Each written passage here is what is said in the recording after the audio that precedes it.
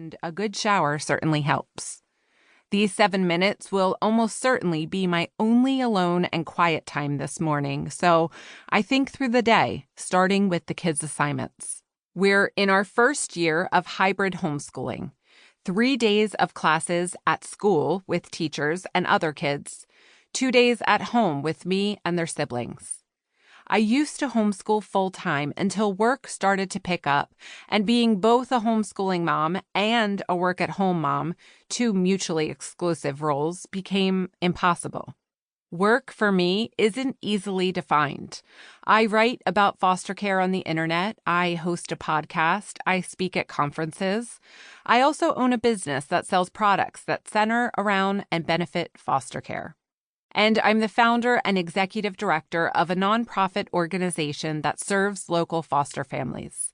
It's a little bit of a lot of different things, but it all centers around this one thing: foster care. When I became a foster parent 7 years ago, I never could have known how it would take over every part of my life.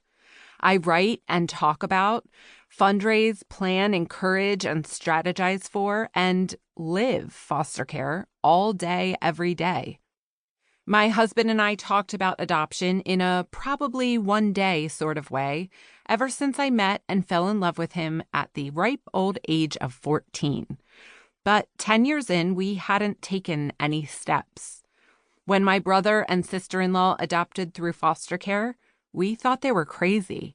But God used them and others, along with books and scripture, to convict and convince us. We signed on with a nervous on Alan's part and excited on my part, willingness to accept one healthy child at a time on a very day-by-day sort of basis. We were going to try this thing out, see how it went.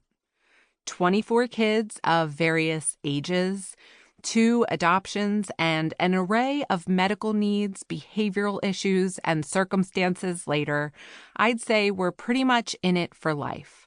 We approached our yes to foster care with our 2 biological kids, Liv and Wes, 5 and 2 at the time, in tow. Since then, our family has permanently grown by 2 more through the adoption of 2 of our foster daughters, Bella and Em. Our house has 3 open beds that are almost always taken up by 1 or 2 other kids as the need arises. If you're counting, that's 4 to 6 kids, 4 forever children and 1 or 2 temporary foster children. Right now, the lineup of our 5 kids includes Liv, 12 biological, Wes, 9 biological, Bella, 7 adopted from foster care, Em, 6 adopted from foster care, and Jovi, 2, foster. I typically subscribe to a labels don't matter, they're our kids mindset, but for our purposes in these chapters, I think the distinction is helpful. As I jump out of the shower and throw on my at-home uniform of yoga pants and a tee, I get a text from the toddler's lawyer. Are you available for a video conference today at 2? I set a timer on my phone for 1:45 before even responding with yes.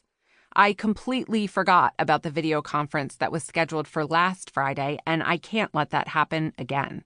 Once may be forgivable, but twice is not. One thing is for sure, all the appointments and paperwork of foster care have confronted my forgetful, disorganized self head on. I get everyone dressed and fed semi-successfully. Yes, one kid's sensory processing issues meant we had a 15-minute meltdown because the only pair of acceptable pants, despite the 8 pairs of perfectly fine pants sitting in the dresser, was sopping wet in the washer. And yes, one of the kids hid in the kitchen cabinet, nowhere to be found when they heard a social worker would be visiting. And yes, the toddler threw an entire tray of food onto the ground while repeating, in mockery of me, I'm convinced, as I'm on my hands and knees cleaning it up, uh-oh, uh-oh, uh-oh. But they're all dressed and fed. As I get the big kids started on their schoolwork, there's a knock on the door. The crisis mental health worker, a 20-something guy wearing a Star Wars t-shirt, pulls one kid into the dining room. They talk behaviors and stressors and goals until the conversation eventually